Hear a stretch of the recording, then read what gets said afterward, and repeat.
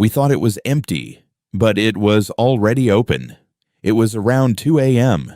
The village of Bhairavpur was completely silent. There was no sound of dogs barking, no rustling of the wind. Only occasionally dry leaves on the old road would rustle with a gentle rustling sound. That same night, an old ambulance pulled up outside the village. The ambulance was so worn as if it hadn't been used for years. There wasn't even a hospital name on it, just black spots and scratches on the white body, as if someone had scratched it in anger. Inside the ambulance was a coffin, an old heavy wooden coffin. A faint creaking sound could be heard coming from within.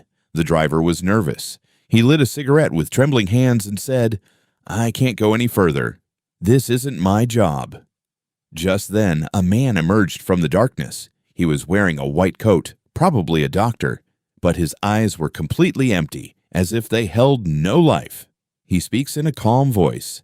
"Just keep it for 2 hours. I'll take it in the morning." There was an old mansion near the village, Sheesh Mahal. People said that no one entered that mansion at night because the sounds coming from there were not human. With great fear, the coffin was placed inside. As the night deepened, knock, knock, knock, a sound began to come from inside the coffin. At first faint, then steadily growing louder. The watchman, Ramu, woke up. He trembled with fear. He picked up his flashlight and slowly moved towards the room in the mansion where the coffin was kept. As soon as he opened the door, the entire room was filled with cold. As the flashlight fell on the coffin, its light began to tremble. The coffin was now shaking slightly. Ramu started to step back.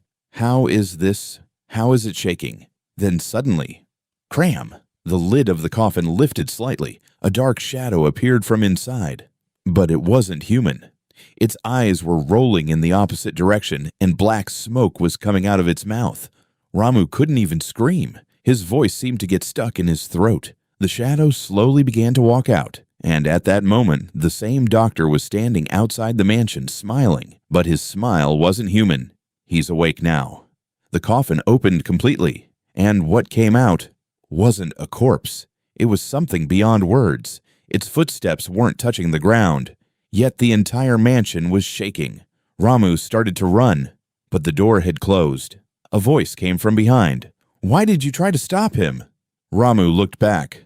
Now even that doctor was no longer human. Both now looked the same. Dark shadows, empty eyes, and a deathly smile. When the villagers arrived at the Sheesh Mahal the next morning, there was no coffin, no doctor, no Ramu, only a scrawl on the wall. TABOOT is no longer vacant, and it's still said today.